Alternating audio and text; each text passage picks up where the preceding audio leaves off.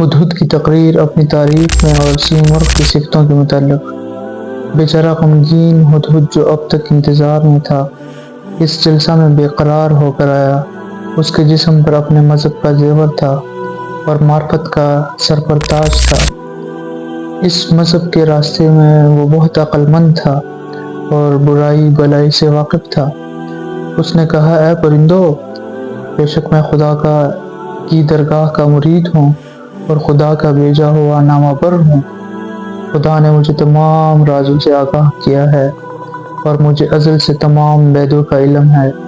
جس کی چونچ میں ہمیشہ بسم اللہ ہو، کچھ تعجب کی بات نہیں ہے اگر اسے خدا کے بیدوں کا علم ہو۔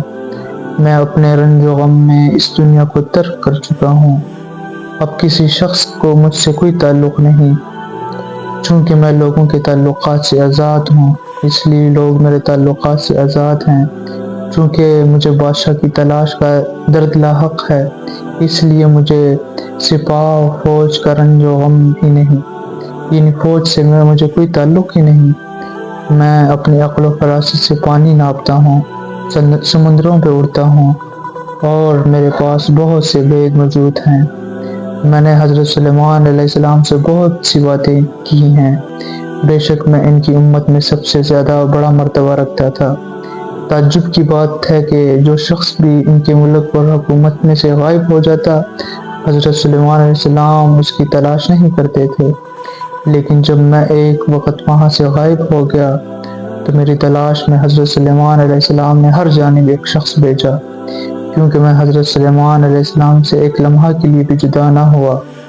ہدہد کے لیے یہ بات قیامت تک باعث فخر ہے۔ میں ان کا خط لے کر اڑا اور پھر واپس آیا اور حضرت سلیمان علیہ السلام کے راز سے آگاہ ہو گیا۔ ہدہد کو حضرت سلیمان علیہ السلام نے قاصد بنا کر سبا کی ملکہ بلقیس کے پاس بھیجا تھا۔ ان اشعار میں اسی واقعہ کی طرف اشارہ ہے۔ جو شخص کے پیغمبر کا اس قدر عزیز دوست ہو، اگر اس کے سر پر تاج ہو تو یہ اس کے لیے مناسب ہے۔ جس کا ذکر خدا نے بلائی سے کیا ہو، کوئی دوسرا پرندہ اس خاک کو بھی نہیں پہنچ سکتا۔ ایک مدت تک میں خشکی اور تری پر سفر کر چکا ہوں اور مسافت طے کی ہے۔ پہاڑ، جنگل اور دریاؤں میں نے صاف کی ہیں۔ رفتن کا مطلب جھاڑو دینا اور صاف کرنا۔ اور حضرت نوح علیہ السلام کے طوفان کے وقت میں نے تمام دنیا کو جھاڑا۔ میں نے حضرت سلیمان علیہ السلام کے ساتھ سفر کیا اور دنیا کا میدان بہت ناپا ہے، یعنی تمام دنیا کی سیر کی ہے۔ میں اپنے بادشاہ کو خوب جانتا ہوں، لیکن میں اکیلا کیسے جاؤں کہ میں تنہا وہاں تک نہیں جا سکتا۔ بادشاہ سے مراد سیمرغ۔ تم خود بینی اور غرور کی بدنامی سے رہائی حاصل کرو۔ تم کب تک اس غرور و تکبر کی شرمندگی میں پڑے رہو گے؟ جس نے بھی اس بادشاہ سیمرغ کے حوالے اپنی جان کر دی، وہ آزاد ہو گیا اور اپنے معشوق سیمرغ کے راستے میں اچھائی برائی سے بری ہو گیا۔ اس راستے میں تم اپنی جان فدا کر دو اور اپنا سر اس کی درگاہ میں رکھ دو۔ ہمارا بادشاہ سیمرغ یقیناً موجود ہے اور کوہ کاف سے پچھلے پہاڑ میں مقیم ہے۔ اس کا نام سیمرغ ہے اور وہ پرندوں کا بادشاہ ہے اور ہم سے نزدیک ہے اگرچہ ہم اس سے دور ہیں۔ عزت کی چار دیواریوں میں مقیم ہے، اس کا نام ہر شخص کی زبان پر نہیں آ سکتا۔ وہ ہزاروں پردوں کے اندر رہتا ہے۔ اس کا مقام تاریکی، ظلمت اور روشنی کی حدود سے بالا تر ہے۔ دونوں جہان میں کسی شخص کی بھی ہمت نہیں ہو سکتی کہ اس کی عزت اور عالی مرتبہ میں حصہ بٹائے۔ وہ ہمیشہ سے سب کائنات کا بادشاہ ہے اور اس کا کوئی شریک نہیں ہے، اور وہ ہمیشہ اپنی بزرگی میں ڈوبا رہتا ہے۔ وہ اس قدر محور ہے کہ وہ جہاں خود ہے اس کی اسے خبر نہیں ہے۔ پھر بھلا کسی دوسرے کی عقل کی رسائی اس کے مرتبہ اور مقام تک کیسے پہنچ سکتی ہے؟ اس تک نہ کوئی راستہ ہے، نہ کوئی صبر و استقلال سے وہاں تک پہنچ سکتا ہے۔ ہزاروں لوگ اس پر دیوانے ہیں، ہماری پاک روح میں بھی اس جیسے اوصاف موجود نہیں، اس لیے ہماری عقل اس کی ہستی کو نہیں سمجھ سکتی۔ بے شک ہماری عقل اور ہماری جان اس کو سمجھنے سے عاجز ہے، اور اس کی خوبیوں اور اوصاف کی درخشانی میں ہماری آنکھیں چندیا گئی ہیں۔ کسی عقل و فراست نے آج تک اس کے کمال کو نہیں دیکھا، اور کسی کی آنکھ نے اس کے خوبصورتی کو نہیں دیکھا۔ اس کے کمال میں پیدائش گوارا نہیں، یعنی وہ ایسا باکمال ہے کہ اس کا کمال فعل و مخلوقات کے پیدا نہیں ہوا بلکہ ازل سے ہے۔ عقل و بینائی نے اسے دیکھنے کے واسطے جانا چاہا لیکن اجازت نہ ملی، یعنی عقل و بینائی اسے دیکھ نہیں سکی۔ اگر تو ذرا سا غور و فکر کرے تو معلوم ہوا کہ دنیا کے لوگوں کو کمال و حسن میں اس کے حسن و کمال کا ذرا سا حصہ ملا ہے۔ جب دنیا میں اس قدر باکمال اور حسین موجود ہیں تو پھر اندازہ کر لے کہ وہ اس کا حسن اور کمال کس قدر زیادہ ہوگا۔ اس کی صفات اور خوبیوں کو تو آنکھیں بند کر کے کس طرح دیکھا جا سکتا ہے، اور اس کے ملک تک کا راستہ مچھلی کی طرح کیسے طے کر سکتا ہے؟ یعنی راستے میں سمندر اور خشکی دونوں ہیں، اگرچہ ہزاروں لوگ وہاں جانے کی کوشش کرتے ہیں لیکن راستہ ہی میں تکالیف سے شور و غوغا برپا کر دیتے ہیں۔ اس کے راستے میں بہت سے سمندر اور بہت خشکی ہے، تو یہ نہ سمجھو کہ راستہ چھوٹا ہے۔ اس عجیب راستے کو طے کرنے کے لیے شیروں کی ہمت چاہیے، کیونکہ راستہ بڑا ہے اور دریا اور سمندر بہت گہرا ہے۔ تم یہ سمجھتے ہو کہ ہم وہاں حیرانی میں پہنچ جائیں گے؟ ہم کو راستے میں کبھی رونا پڑے گا اور کبھی ہنسنا پڑے گا۔ اگر ہمیں اپنے بادشاہ کا نشان مل گیا تو ہمارا کام بن جائے گا، ورنہ بغیر بادشاہ کے زندہ رہنا ذلت کا باعث ہے۔ بغیر معشوق کے جان بیکار ہوتی ہے۔ اگر تو باہمت ہے تو معشوق سے اپنی جان عزیز مت رکھ، معشوق پر قربان کر دے۔ اس راستے پر چلنے کے لیے بہت ہمت کی ضرورت ہے، اور اس بادشاہ کی درگاہ میں جان تک قربان کرنی پڑتی ہے۔ بغیر معشوق کے جان کی کچھ حقیقت نہیں ہوتی۔ تو اپنی عزیز اور پیاری جان کو معشوق پر قربان کر دے۔ اگر تو اپنی جان کو مردانہ وار معشوق پر قربان کر دے گا تو تیرا معشوق بھی تجھ پر اپنی جان قربان کر دے گا۔ اگر تو اپنی جان معشوق پر نثار کر دے گا تو تجھے ایک جان کے بدلے میں ہزاروں جانیں ملیں گی۔ سیمرغ کے احوال شروع ہونے کے مقام مثال کی شکل میں۔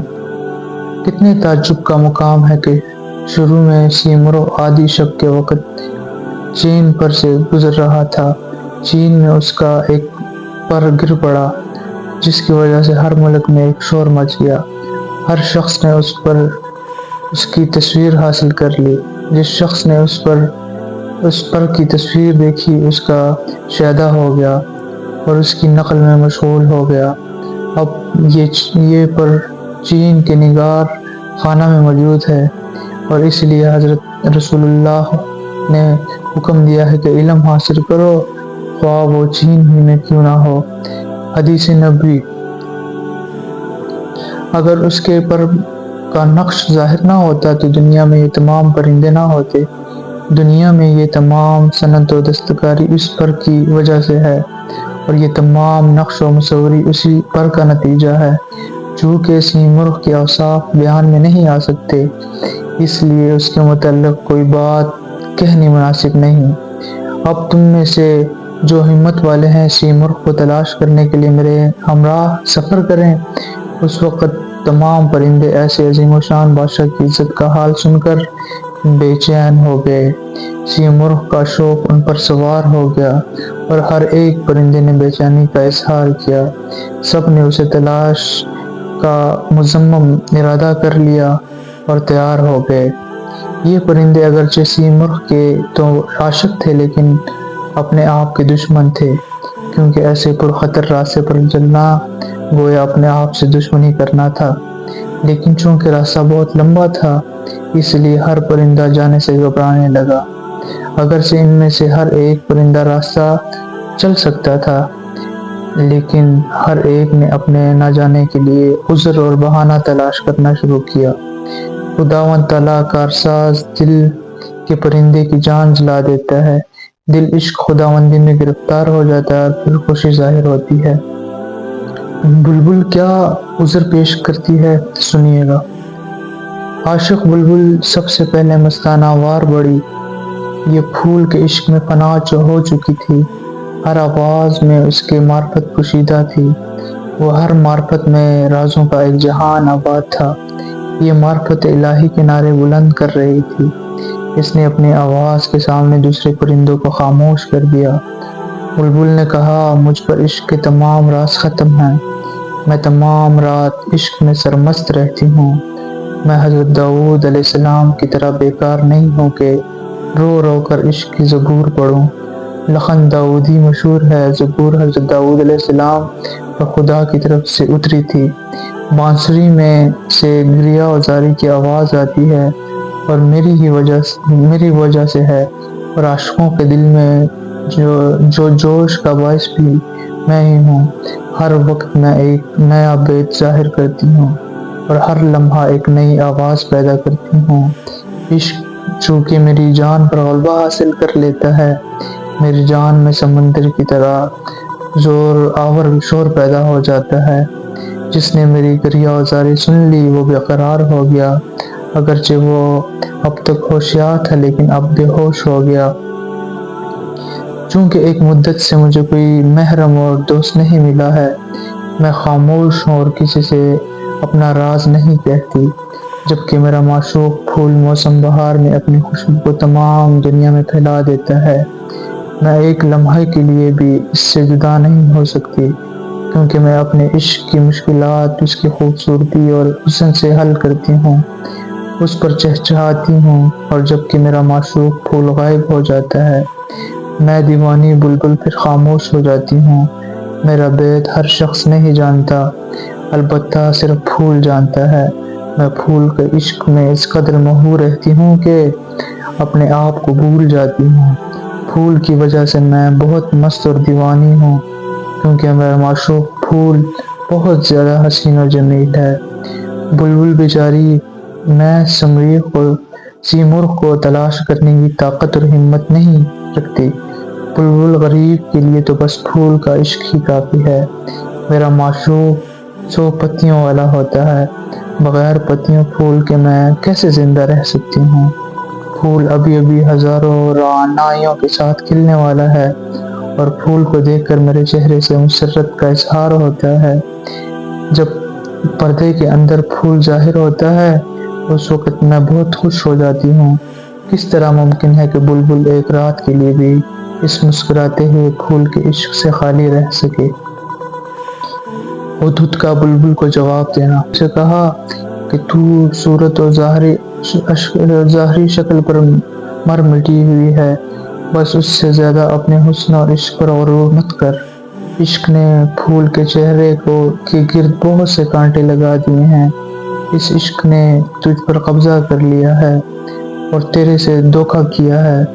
پھول اگر بہت خوبصورت ہوتا ہے لیکن چند روز کے بعد ہی اس کے حسن کو زوال آ جاتا ہے۔ ایسے عشق سے کہ جسے کوئی چیز کم کر دے۔ ان لوگوں کو جو عشق میں کامل ہیں، عشق حقیقی کے بندے ہیں، بہت رنج ہوتا ہے۔ اگرچہ پھول کی مسکراہٹ تجھ پر اثر کرتی ہے اور تو اسے دیکھ دیکھ کر دن رات نالہ و زاری کرتی ہے، تو پھول سے عشق چھوڑ دے، کیونکہ موسم بہار میں پھول فی الحقیقت تجھ پر ہنستا ہے، تیری بلحواسی کا مضحکہ اڑاتا ہے۔ تو اپنے عشق پر شرمندہ ہو۔ اگر تیری آنکھ میں ذرا بھی شرم و حیا ہوتی تو پھول کو آنکھ اٹھا کر بھی نہ دیکھتی، لیکن ہر ایک شخص تجھ جیسا بے شرم ہوتا ہے اور اپنے ایسے کام پر شرمندہ نہیں ہوتا۔ پارٹ 2 کا اختتام اور پارٹ 3 کے لیے اگلی ویڈیو کا انتظار کیجیے گا۔ اللہ حافظ۔